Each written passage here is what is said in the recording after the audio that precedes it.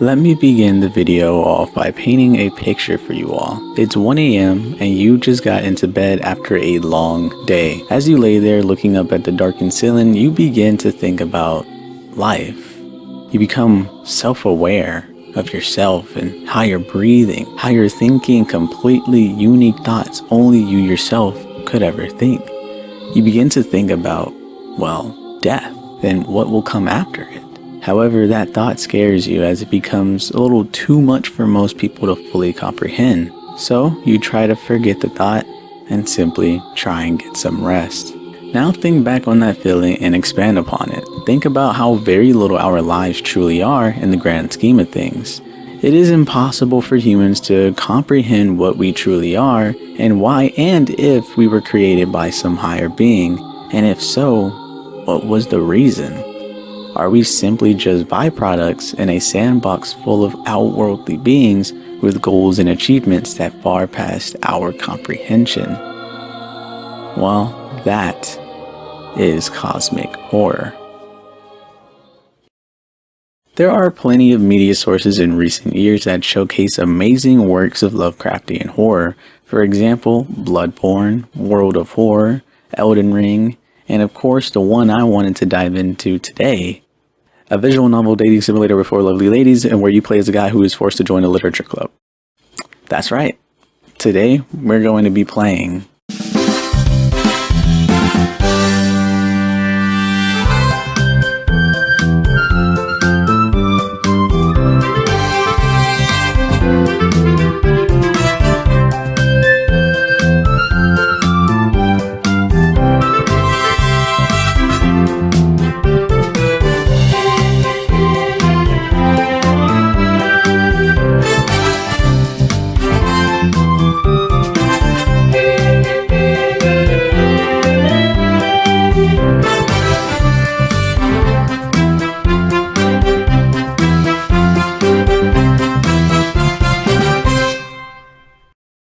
Act 1, Day 1.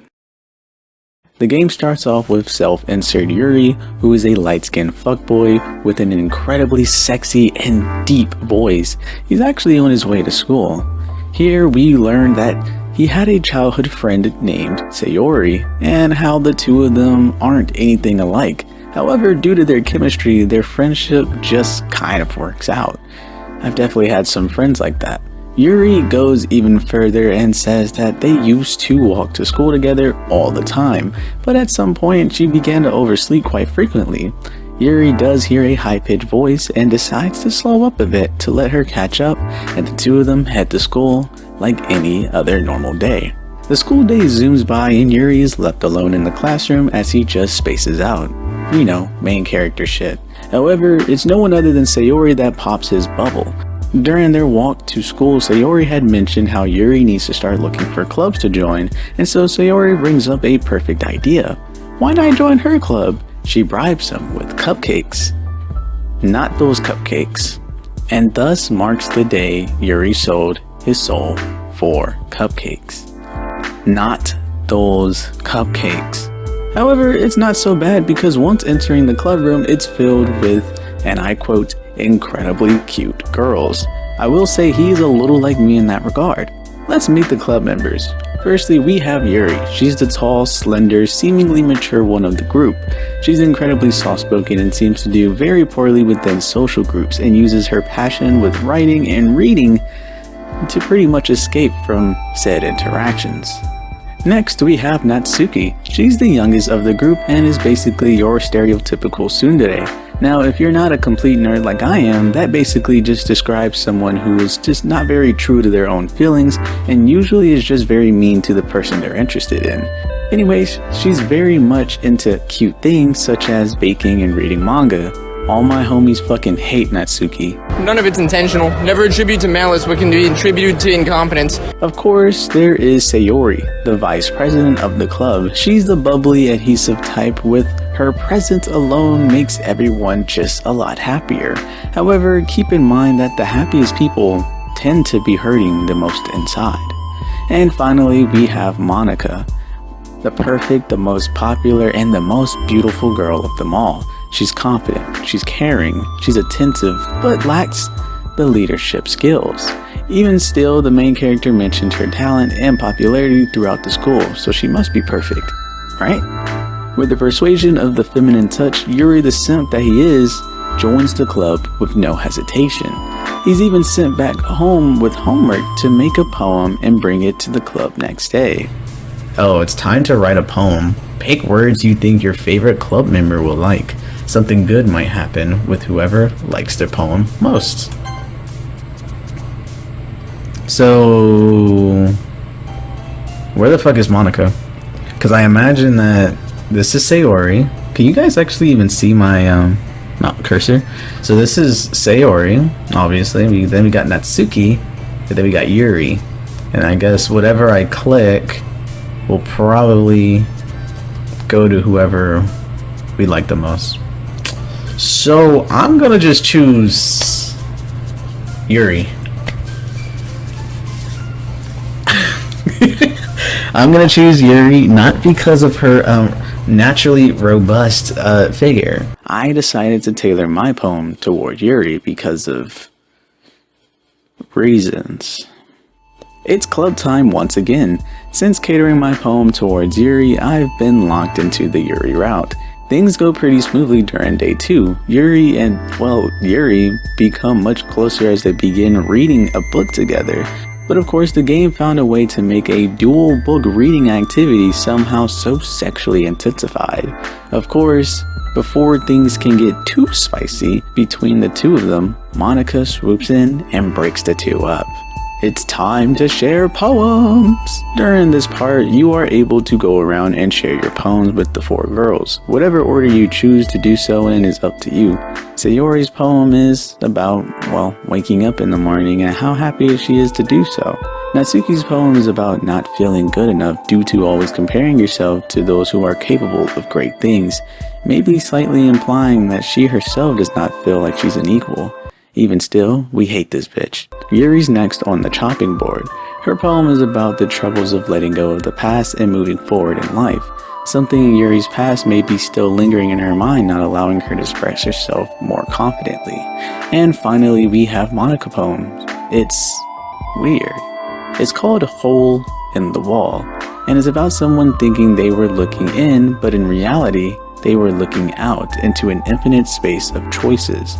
And on top of that, Monica says that she wrote this. She was having an epiphany of sorts. Okay.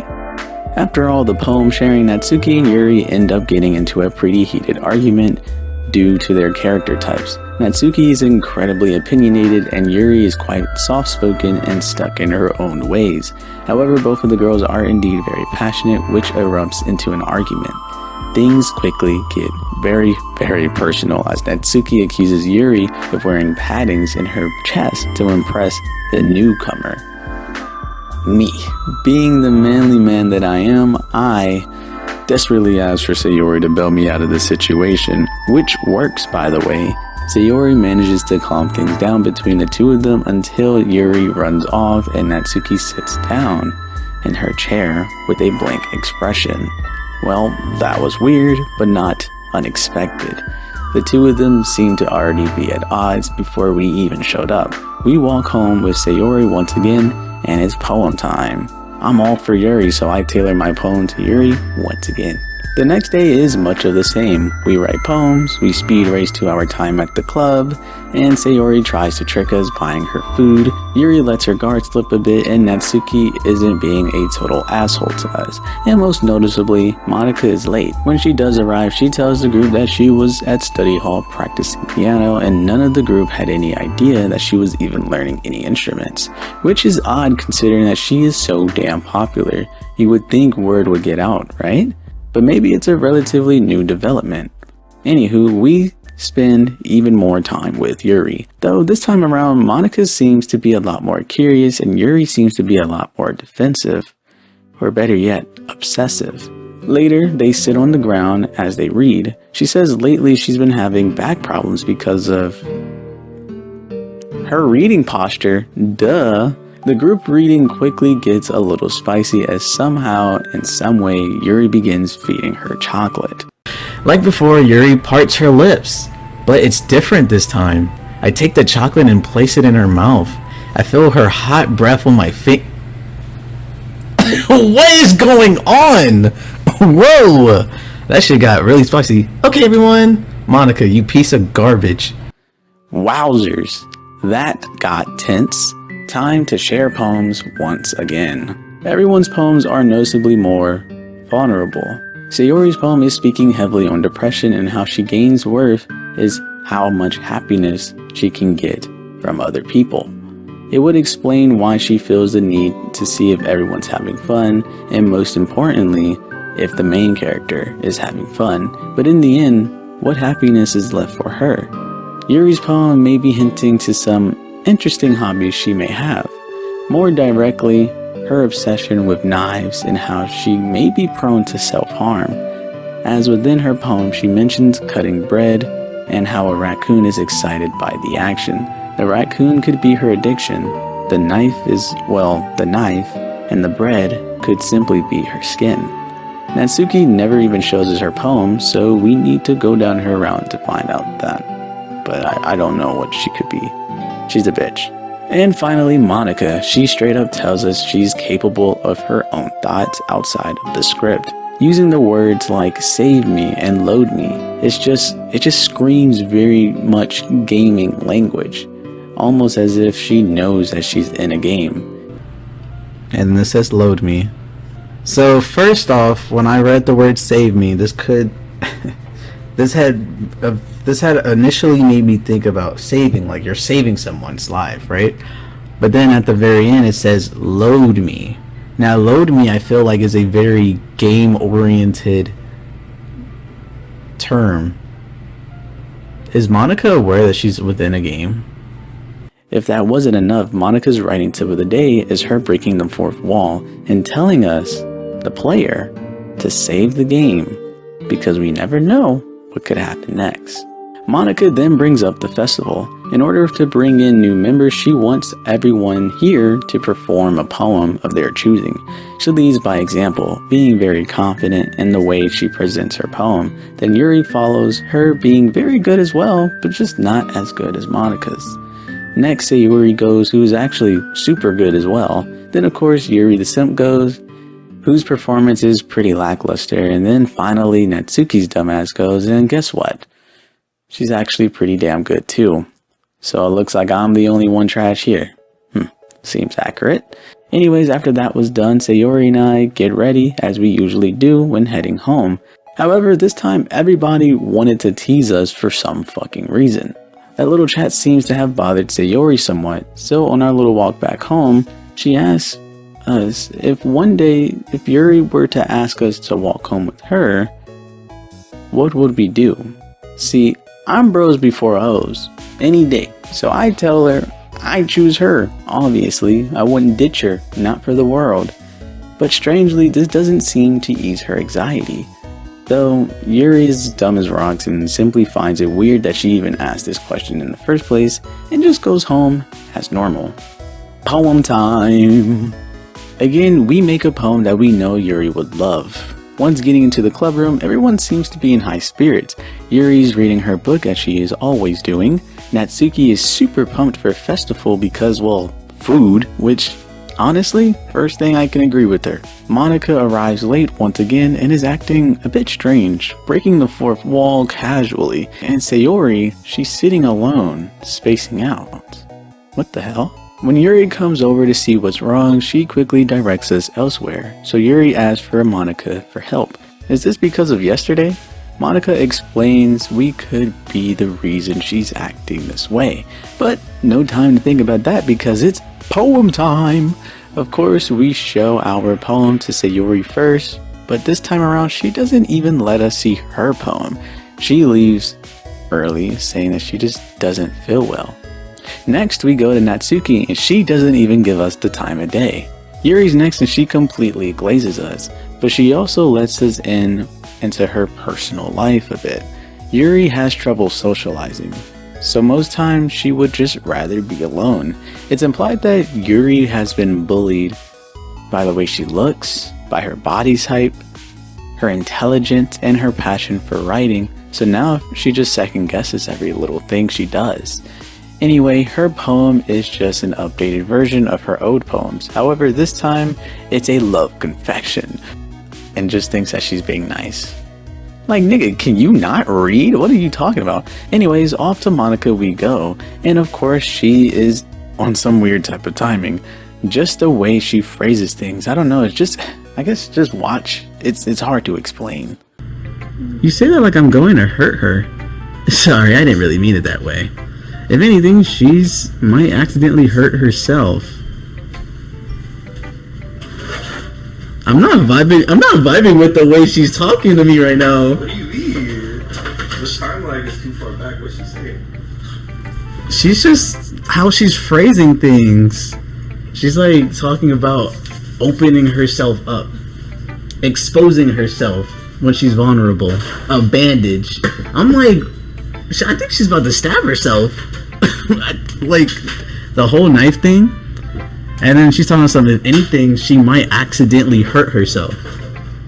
I'm like, what are you talking about? Monica's poem is just as weird as ever. It's titled The Lady Who Knows Everything, which just pretty much describes how Monica is feeling with her newfound enlightenment. She describes herself as a feather floating in the wind, and once she finally reached her destination, she found out everything was meaningless, i.e. everything around her were codes and numbers. After the poem has been shared, the girls begin to ask where Sayori went. Yuri tells them that she wasn't feeling great, and Monica just moves on, bringing up the festival and work needing to be done. We have a choice to choose who we want to actually help for the preparations during this weekend, and of course, we chose Yuri. Uh-oh, Monica is not going to like that. Sunday comes, and before our date with Yuri commences, the main character decides to go and check up on Sayori. Good job, human. Here is where we learn that Sayori has always suffered from depression. This comes as a shock to Yuri because he's only ever seen her as her happy-go-lucky self, because she's only ever quote-unquote happy when she's around us. Even being shocked, the main character tries and comfort her as best as he can by hugging her and telling her that he'll spend the entire day with her during the festival. Here he even begins to consider just ditching the date and spending time with Sayori now, but she declines and says that, he should go. Well, that was sad. Jesus. Moving forward with the date, we learn that Yuri has an obsession with knives and may even be prone to self-harm. And of course, in the visual novel fashion, things get spicy. Soon after the date wraps up, Yuri gets a bit sad that it was ending and wished that she had more time to spend with us. But Yuri simply just tells her that, we can just hang out some other time, and that makes her incredibly happy. So happy, in fact, that she leans in for a kiss only to be interrupted because of Sayori accidentally spotting us. Yuri, flustered, runs off, leaving Sayori and I in a very, very awkward situation. Sayori begins to cry because for the first time in this entire game, she's finally true to herself and not just for others. She admits how much it hurts seeing the main character getting closer to the other girls, and Sayori absolutely hates that she feels this way. She loves the main character, but knows that she just is not worth loving back. So why does she have to feel this way? We're then given a choice: accept her feelings or tell her the truth. Now, personally, I don't think the main character loves Sayori. That's just personal vibes that I'm getting, but I am willing to believe that he is not completely stupid. If he rejects her feelings, she's already told him that she's been battling depression and that her parents are not presently around. So why break her heart? I believe in white lies, so I return her feelings. Yuri rizzes her up and reassures her that he does love her and that he will always be there for her, which she hesitantly accepts and goes home. On the day of the festival, the protagonist enters the club room and Monica is waiting there alone. Monica reveals that she is fully aware of Sayori and the main character's relationship. Yuri then goes to read Sayori's morbid poem and realizes she is not well mentally. Monica says something completely tactless, saying, "You really left her hanging today." Huh. As Yuri goes to Sayori's house, he would find Sayori. Sleeper. Oh my gosh, I swallow. I can't believe I ended up doing this after all. Waking her up in her own house. That really is something that a boyfriend would do, isn't it? Oh my god. In any case, it just feels right. Why are they doing this to me? Outside Sayori's room, I knock on the door. I'm about to cry. Sayori? Wake up, dummy. Oh my god, there's no response.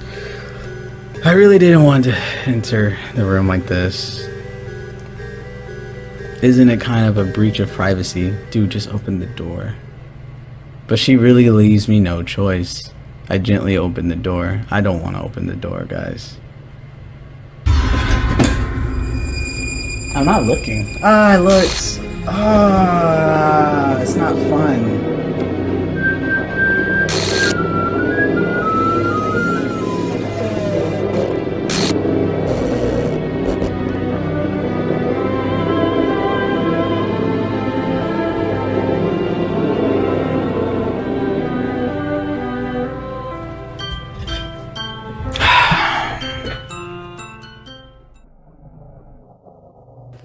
Wow. What an introduction to this game. So personally, I've played a lot of visual novels. I've played things like Tricolor on Steam. I've played Katsuwa Shoujo, and I've watched Relife, if that's what that's called, or is it called a Rewrite? I've watched someone play that, and I've just had a lot of experience with visual novels. And so going into Doki Doki Literature Club, I felt right at home. I pretty much felt like the game was as it was supposed to be. You wake up, stereotypically, you're looking for a club, you have a childhood friend. The childhood friend never wins though. And so things happen, she gets jealous. I digress. I'm going way too far into it. But I believe why I'm so, I guess, not even put off, but like, why it was so damn effective is because of how normal it all seemed. Honestly, when I was streaming the game, at times it just felt like a funny, goofy experience until the final plot twist. And then you feel like such a fool when you finally get to that plot twist and everything begins to coincide. Everything was there from the very beginning, with Sayori saying that she used to walk with the main character every single day, only to then realize she began to oversleep because she's been battling depression. Her poems talking about how she gives out jars of love to all her friends, but as I said earlier in the video, who the hell is going to give her love? And then we finally understand why she has this tendency to always want people to have fun and why she doesn't like people fighting. And it's simply because she doesn't want anyone to worry for her, because she personally believes that she is unworthy of being loved. When people love her, it hurts. So she just makes everyone else happy, and that they never even bat an eye at her. It's a very sad and it's a very real subject matter where people people go through this every single day, and my heart truly goes out to each and every one of you who are battling depression, battling anxiety. I know I say this every video that I make, and it's something I need to harp on because it's something that I feel true to my heart to say. I don't understand you guys on a fundamental level, because I don't have depression, but I can sympathize. I can idolize and notice just how strong you have to be in order to battle such an illness, and I commend you for it. You are strong. And the reason why I'm getting so emotional is because Doki Doki Literature Club does that shit great. The entire spiel, the entire reveal of Sayori, it was so wellly made. She wanted to be out of the limelight. The main character went, and it was, I guess, something that really hurt was when she said, all this time I've been fantasizing about this moment, and I thought it would be happy, so why does it hurt? Why won't the rain clouds go away? When I read that, I wanted to cry right there. Like, it just... Anyway, that is Doki Doki Literature Club Act 1. It kind of throws you into Act 2 very quickly, so let's get right into it. Act 2, Day 2. The game ends and boots you back to the main menu. However, Sayori is gone and is now replaced with some weird mix of Natsuki, Yuri, and Monika. Even starting the game, all the dialogue regarding Sayori is now a digital mess. The game itself is literally breaking as Monika overwrites the script, removing all parts with Sayori and crafting a new order of events.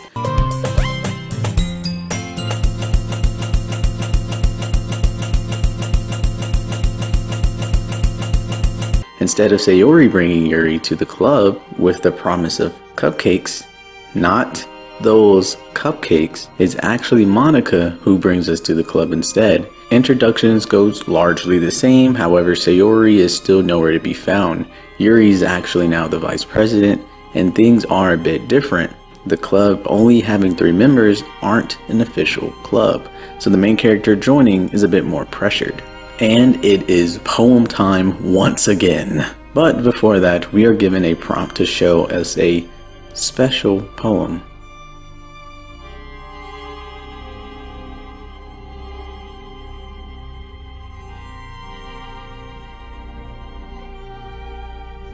While making a poem, we are only able to choose between Yuri and Natsuki now. The poems pretty much remain the same, however Monika's poem is the only one to really change.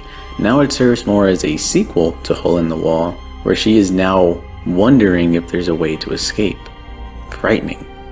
Of course, the 2 girls begin to argue, Sayori not being there and Monika being a terrible leader. Things escalate to a point where Natsuki is seen running out of the class with a face full of tears, while Yuri can just be seen repeating that she didn't mean it and that the main character really shouldn't hate her for it.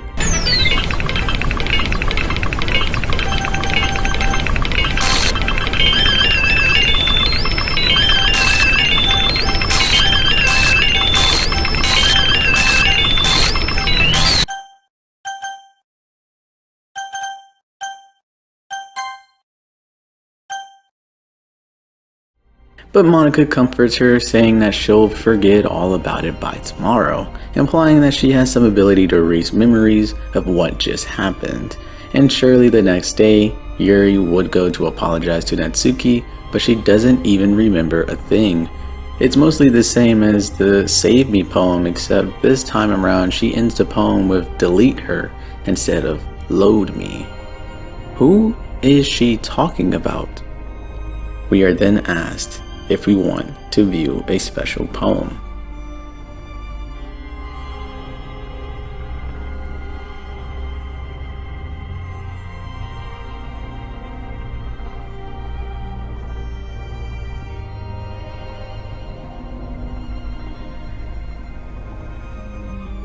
Hey guys, yeah, so if the audio is weird here, it's because I actually forgot to mention something that happens right before Natsuki comes to the aid of our main character. Essentially, Yuri leaves the room as she says her head was feeling fuzzy lately, and when we go to check on her, things just start spilling out. She likes to cut herself. She really likes the main character. It's all very, very obsessive behavior coming from Yuri, and that's when this whole little spooky thing happens with Monika, as it just cuts right back to how everything was, like it never happened. How the hell I didn't put this in the script, I don't know, but watching it, post editing, Yuri caught this one. So today is just as weird, if not weirder than the last. Natsuki will actually come to talk to us and give us her poem, but it turns out not to be a poem, but a paper with a note attached to it. Natsuki asks for the main character to help Yuri because there's something terribly wrong with her, but after reading it, Natsuki will glitch and change up what she's saying, basically now just saying that everything's fine and that we should just spend time with Monica. Just Monica.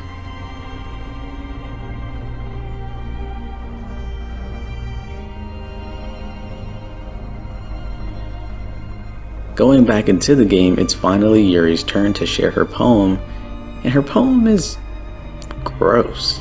Nothing but gibberish is written with yellow marks and bloodstains all throughout. Yuri goes over the deep end as she says she has marked it with her scent, and that she will give herself paper cuts. That way my oils will enter her bloodstream.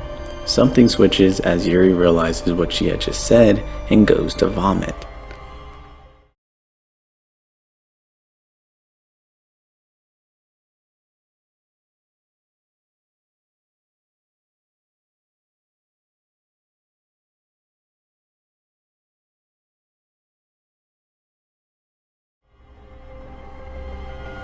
Afterwards, we're back at the weekend festival choice. This time, everyone is acting completely different, all except Natsuki, who is the only one acting somewhat normal. When asked to choose, Monica will literally force you to pick her. This does not sit well with Yuri at all. Once kicking everyone out of the room, Monica looks to the main character and giggles, saying Yuri really is something, isn't she? Almost as if she knew exactly what was going to happen next. And what happened was much more disturbing than I could have ever imagined. Yuri kills herself, as we are powerless to do anything but watch. The entire weekend goes by as the main character watches Yuri's body slowly deteriorate. When Natsuki finally arrives, she screams and throws up. However, when Monica walks in, she seems surprised, but more bummed out on our behalf, thinking it must have been boring stuck in the script all weekend long. She tries to make up for it by deleting the corpse and Natsuki's character file and brings us to the main menu once again. If the last act was pulling on your heartstrings with Sayori and her emotional breakdown until the final plot twist, this act was nothing but horrific and scary and downright disturbing. Throughout this entire game, as I said last time, Doki Literature Club felt like a game that you would just play on any other time. It felt normal, it felt natural, it felt expected until the final end or the final plot twist. And this time around, they did a very, and I mean a very good job making it seem like the game is genuinely breaking in your hands. From random strings of text to characters being deleted behind the scenes to just floating frames as Monica changes it, and the slow degradation from all the characters. It is frightening. It's a scary game, and I love that. I've never jump scared from a goddamn PNG file, but yet here we are. It genuinely scares me. Whew. Sorry.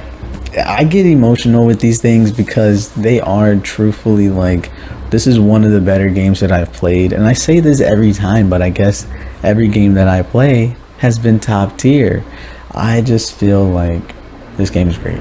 And the ideas that they spring forward is also very scary. The entire thing with Yuri, not me, but the in-game Yuri, was frightening. It was like, just imagine that you're in a simulated world and the script of that world just breaks one day and you see someone you care for kill themselves, and you are powerless to move from that room.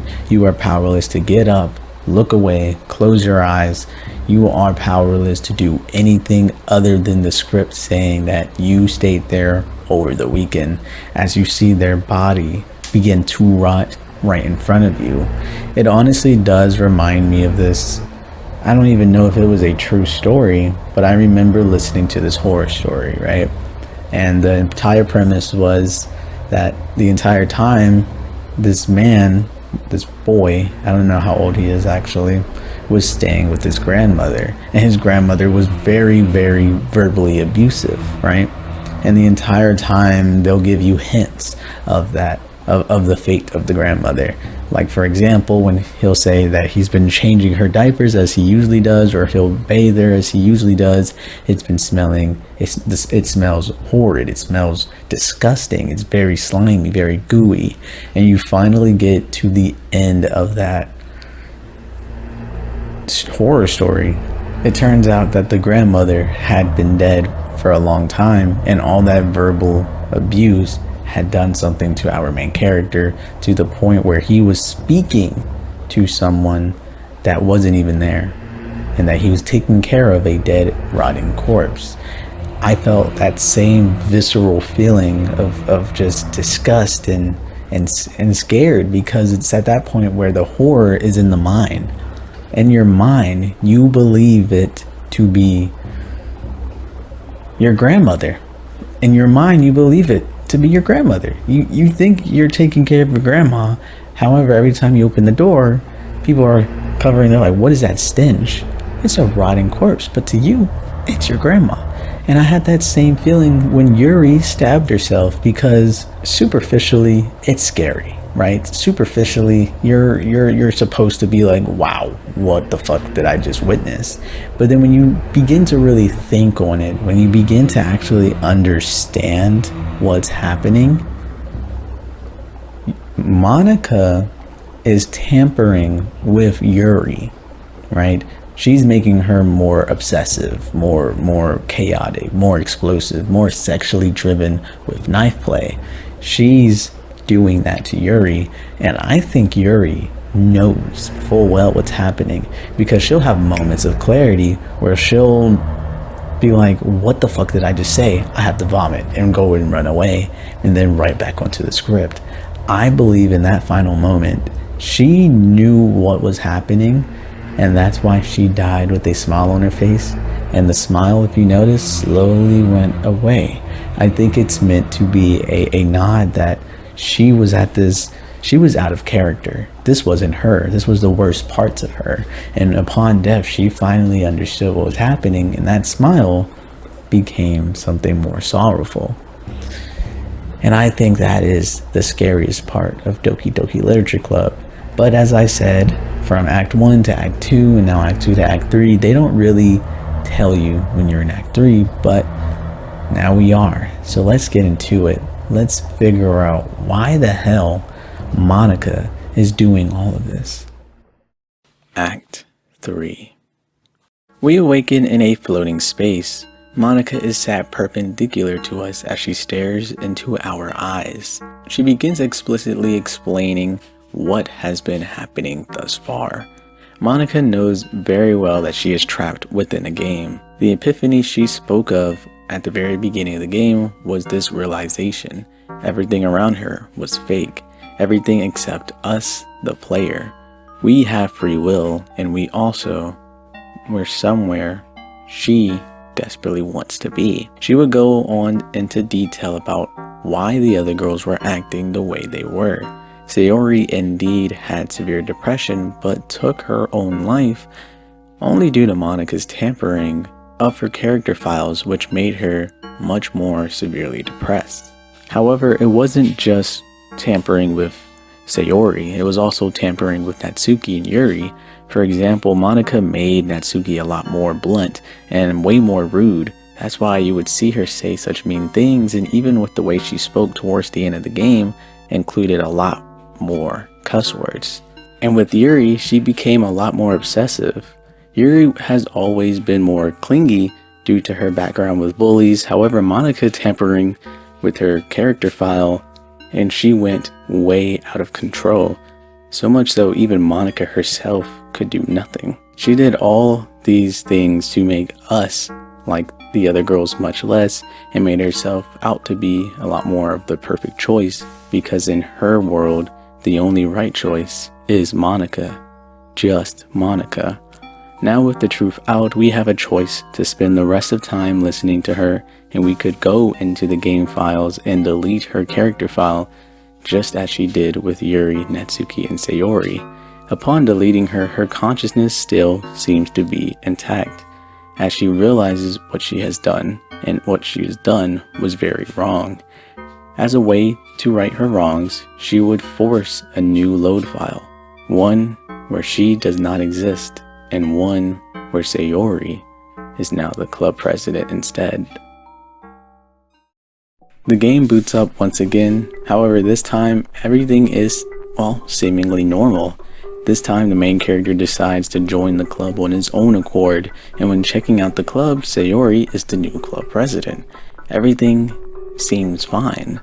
Natsuki and Yuri are back on friendly terms, and Sayori seems to be happy as well. Yuri and Natsuki then leave the room, leaving Sayori alone with us. She begins to speak with us, the player. She tells us now that she's the president, she has now become, well, self-aware.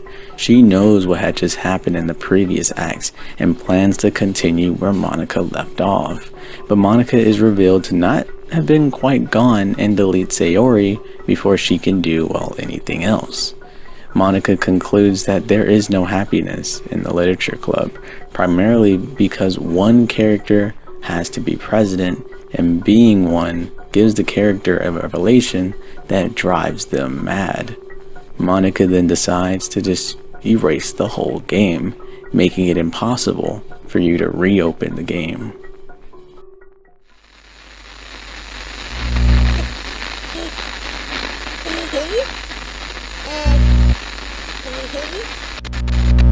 Can you hear me? Hi, it's me. So you know how I've been like practicing piano and stuff, and not really any good at it yet, like at all. But I wrote you a song, and I was kind of hoping that I could show it to you, because I worked really, really hard on it. So yeah.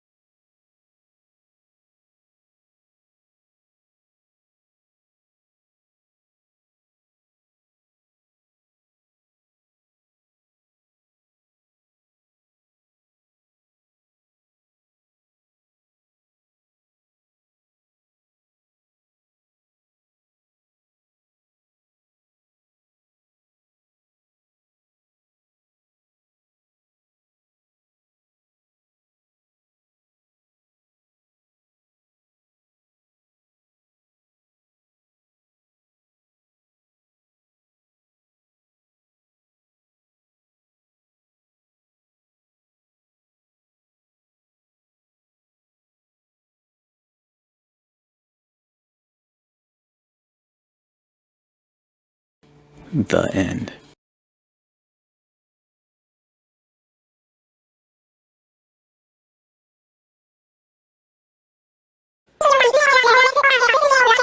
How is this cosmic horror, you ask? Well, in order for me to fully answer that question, we first need to go all the way back to the beginning of the origins of Lovecraftian horror.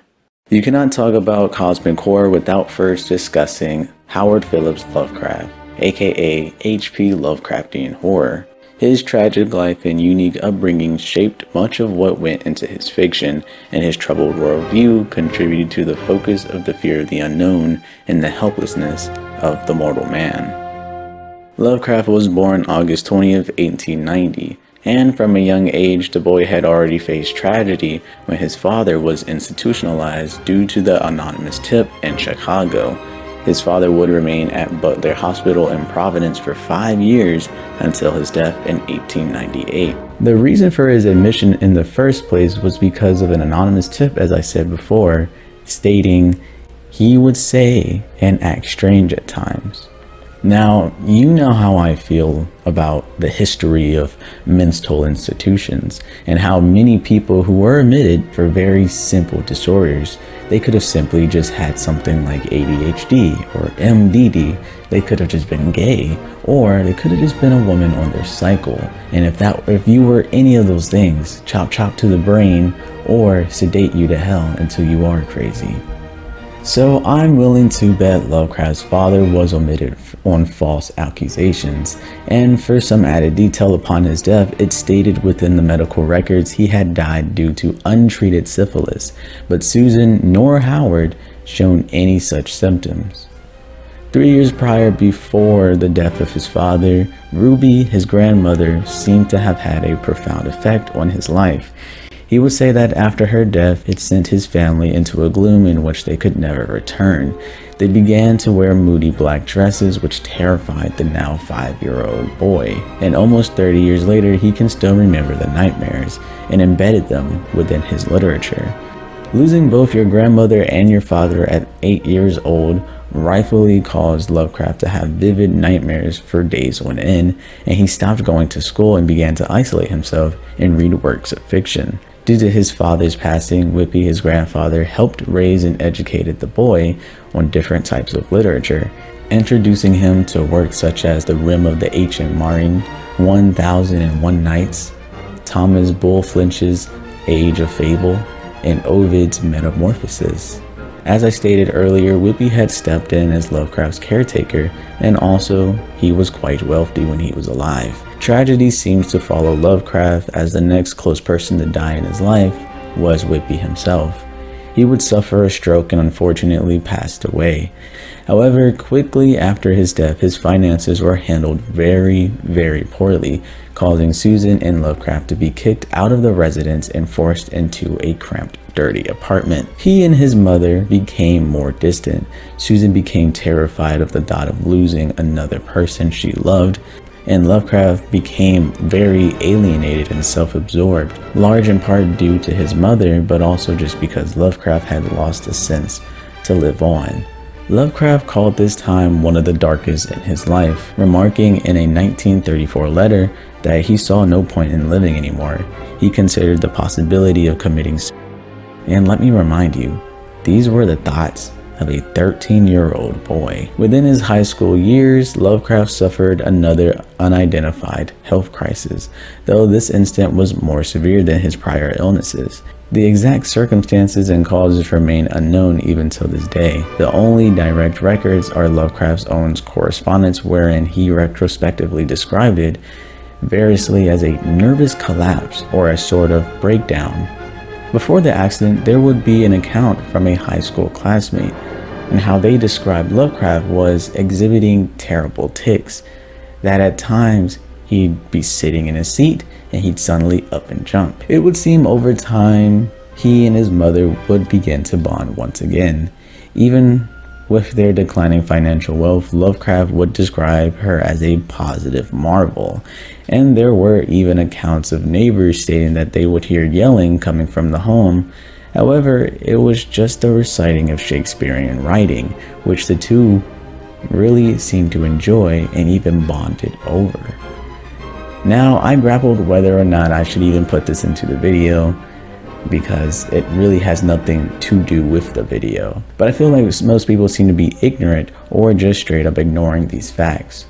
But Lovecraft was a raging racist and a white supremacist. There's no doubt Lovecraft's work inspired authors such as Junji Ito, Stephen King, and Guillermo del Toro. Lovecraft's work was not recognized while he was still alive, other than maybe a cult following, until the genre was popularized in the 1980s and the early 1990s. I say all this to say that Lovecraft's works are filled with racist metaphors. Lovecraft's short stories like The Shadow over Innsmouth, about a seaport town of murderous cultists who are secretly mating with terrifying fish people, and The Horror of the Red Hook, a story full of contextual xenophobia and horror at New York's immigration influx and the primitive half-ape savagery of non-white New Yorkers. May be beloved and hugely influential, but they're also built over racist metaphors.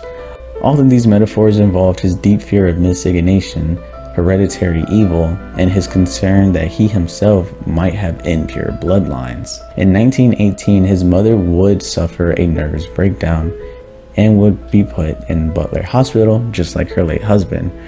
Her illnesses remain a mystery due to the fire destroying them, but before the burns, it was reported that she was suffering from what seems to be a psychological breakdown.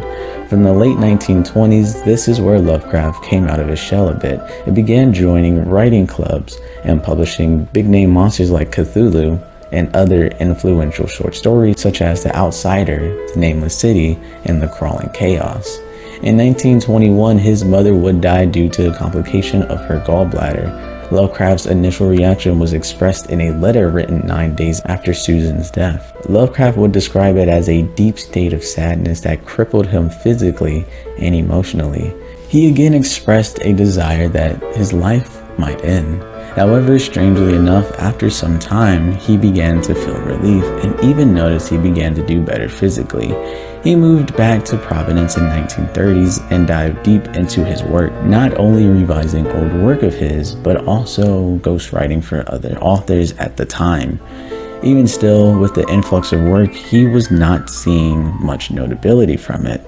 Eventually, the Great Depression would hit, causing Lovecraft to change his political views to socialism, as he believed it to be a good middle ground moving forward. In 1937, due to Lovecraft's fear of doctors, his physical health began to deteriorate, causing him to become very ill, and when the doctors finally did examine him, they would determine he had terminal small intestine cancer, which would take his life.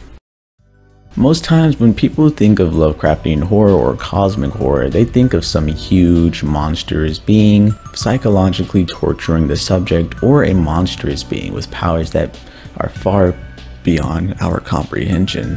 Now, to say these aren't true would be totally incorrect. Yes, a big part of cosmic horror is being a mortal individual coming to terms with their mortality and how scary that truth could be. But another big aspect would be the I'm the monster trope. I had asked how Doki Doki Literature Club was a part of the cosmic horror genre earlier, if you could remember that far back. Doki Doki Literature Club, there are no gods or overly powerful beings with goals and directions that far past our comprehension. There is no mortal human being grappling with the finality of death or the unknown paths that will lead to their deaths. No. In Doki Doki Literature Club, the trope I'm the monster all along is extremely prevalent. You can look at it in two ways. You, the player, are the monster. Just as Monica plays with the gaming files and deletes characters on a whim, the player also has that ability. We have full range to delete Monica whenever we feel. Monica has wants and desires just as the player does, and makes the other girls less likable, just so that we can only have eyes for her. Just like how the player can tailor their poems to their love interest. We are the monster, just as we fear Monica for what she can do. That's when you begin to think everything you're afraid of you've been doing the entire time. Or you can look at it this way. Monika's sudden realization can be very Lovecraftian, suddenly noticing that everything and everyone is fake, leaving you, the subject, to understand how isolated and alone you truly are. Looking at the escape, but virtually having no way of obtaining it until you lose yourself to the insanity and realize that you have become the monster, ultimately trying to fix your wrongs only to realize, well, the cycle is doomed to continue unless you kill yourself. And if we're talking about Doki Doki Literature Club, i.e. deleting the game. And when I say most people, I usually just am talking about myself. Before getting into cosmic horror or Lovecraftian horror and doing research for this video, I had seen plenty of videos on YouTube where I would see the amazing Lovecraftian horror or cosmic horror in Elden Ring, and I would just see like a universe, right? A god, and I'm just like, wow, that must be what Lovecraftian horror is all about. I would listen to horror stories about Cthulhu and how there was this one story about a dude, or not even a dude, it was two individuals, and I think they were in the military, and how they were fighting against a godly being who literally, just looking at them, can make them go insane. And it ended with one of the military individuals gouging their eyes out so they won't be able to see the person and not go insane. But it's all for naught, because somehow, some way, the god was still able to have them hear and lure them back to the being. So it's things like that where that's how I thought about it, where I'm like, wow, it's very Lovecraftian horror. Or even in Terraria, where you have Brain of Cthulhu, Eye of Cthulhu, you have like all these huge monstrous beings that far, like you have like, what's his name, Moon Lord? Don't tell me that's not Lovecraftian. But I say all that to say, that's what I thought it was. But more so getting into it, there's a lot deeper of a mental aspect of Lovecraftian horror and cosmic horror, and Doki Doki Literature Club steps on that so hard, bro. It hits every box. It's so good. It's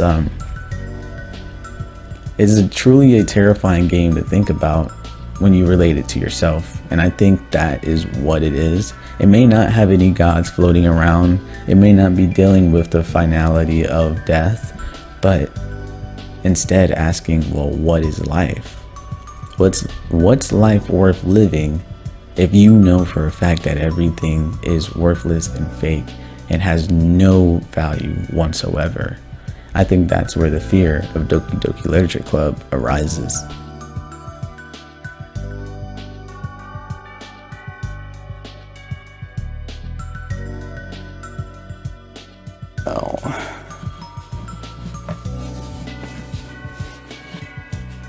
That's the end of Doki Doki Literature Club.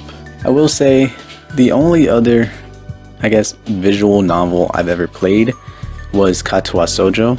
And if you don't know what that is, it is a game primarily made from people who were on 4chan that came as a collective and created an entire game. It's very beloved in the visual novel community.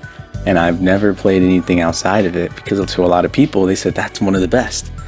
And this might be one of the best too, I'm not gonna lie. Because they construct such a how do I even explain it?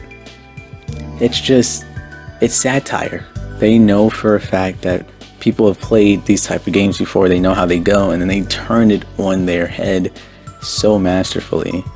Doki Doki Literature Club is actually extremely sad and depressing, and it's one of those games where once you leave, you want to place the blame on somebody. Was it the main character's fault? Was it like a commentary on the player making these type of decisions? Or you try to blame it on Monika because Monika seems to be the front runner to all this, but at the very end they throw it for a loop, and Monika was simply just a victim because Sayori turns out to be the exact same. As soon as she gets into the high chair, she has this epiphany, has this realization of what just has happened, and decides to do exactly what Monica did, making them out to be just another pawn in the system. And it does it amazingly. So I'm gonna say this is what I got out of the story, and what type of not plot holes, but like things that I want to go further into later. Day 1, Act 1, everyone was a video game. It was a normal video game until Day 2 in Act 1, where Monica begins having these epiphanies. She started understanding that these are all just zeros and ones, and that all this are games. She's seen the hole in the wall. If you actually played Doki Doki Literature Club and you were paying attention to the files, before even Act 1 is done, you have character files that you can click on, and on Monica's there's like a little hole that's like very, I think it's like fire or molten glass around it, and then there's like noise, and that's like the webcam that's looking out to the world, all the noise, and that's the epiphany she probably realized, right? And so from that time forward, you begin, like, it depends if you go with Natsuki or if you go with Yuri, you begin, and even Yuri, but you can't really do much with Yuri, or not Yuri, Sayori. But if you go with Yuri, she becomes a lot more obsessive. You can start seeing it when Monica's like, hey, where are you guys going? And then she's like, she gets very defensive and then goes outside, and it's just like, why would I say that? It's like so out of character for me, right? I love Monica. Why would I say that? Natsuki's the same way. Natsuki starts off minorly blunt, but then towards the end, she just starts saying really mean things to Yuri, or vice versa, right? And then Sayori, she becomes a lot more sadder with her poems. It starts off with, hey, if it weren't for the sun, I wouldn't wake up. However, the sun does wake me up and kisses me on the forehead. It's very nice, thank you. To all the way at the end, where she's literally saying like she does not have any more love to give. Why won't the rain clouds go away? Just simple things like that, where it's like when you reach the end of the game, you realize this is all Monica's tampering. She makes all their flaws tenfold, a lot worse, and makes herself out to be the best. I mean, there's small like instances where Monica will say something that she doesn't realize, right? So like, for example, I think it was like Act 1, Yuri basically says that her favorite type of stuff is dark and gritty stuff, and Monica's like, wow, I never seen you, I never really would have thought, like, considering how you act. Act 2, if you pay attention to what she says, she's actually the opposite. She's like, wow, yeah, I exactly that what's it called? That reflects on your character. Like it makes a lot of sense, right? And so it's just like she's trying to make herself out to look perfect, right? And she's doing all that just so that you can speak to her. So let's talk more about Monica. Why is she doing this? Well, because Monica knows for a fact that the player is coming from somewhere full of free will, and she's noticing that she wants to get there. She's trying to figure out a way to escape, and the only way to do that, she believes, is to have our attention on her, right?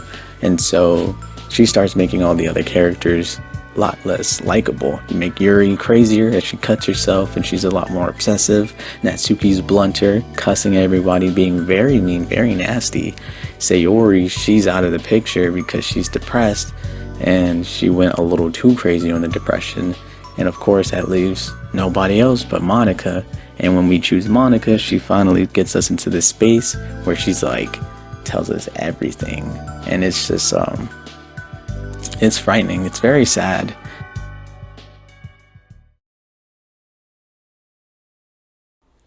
Well, the game is done, and the loop shall continue.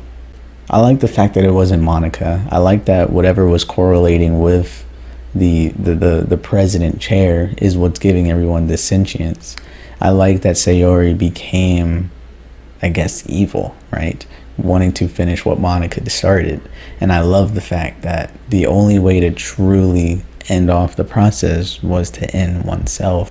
And on top of that narrative of making it very scary and visceral with the details that you can get, It also tackles a lot of very serious mental disorders like depression and maybe even self-harm and, of course, abuse. I'm going to start off with Natsuki. If you have ever been a subject to parent abuse, verbal abuse, physical abuse, emotional abuse, just know it's self-projection. Most times the abuser does not like what's happening with their life, and they oftentimes see that you have what they want, and so they desperately try to allow you not to have it. Do not believe in what they're saying. Do not believe in the way they're acting, because you deserve better. You are better. And so use that blessing that you have and surround yourselves with people who believe higher of you. And if you find yourself in a very similar state as Yuri, not the self-harm bit, but the more so the self-esteem bit, don't believe them either. It's the same situation, and I think it's actually very, very charming that Natsuki and Yuri are so much more alike than they had previously realized. But with Yuri, the same solution. Please surround yourself with people that love you, that like you, that see you for who you are, and do not let anyone dictate how you feel about yourself. If you want to be alone, be alone. But if you want kinship, if you want to be friends with people, do not let others bully you into submission. Because as I said, it's just self-projection. If they call you fat, they have an insecurity that they're fat. If they call you ugly, it's because they probably heard that they were called ugly before, and they don't like feeling alone. So I will say this to say, you're perfect the way you are, and only change if you want to change. And finally, depression. Sayori. People love you. Okay? People out there do love you. When you are depressed, I can only imagine how you feel with the motivation aspect to simply not wanting to get out of bed. But I will say, please try your hardest. Please use everything to your discretion. Please medicate if need be. If you believe that working out is a way to go, please go at it. Whatever helps you get out of that funk. But if you notice that you are just not motivated to even eat, please find help.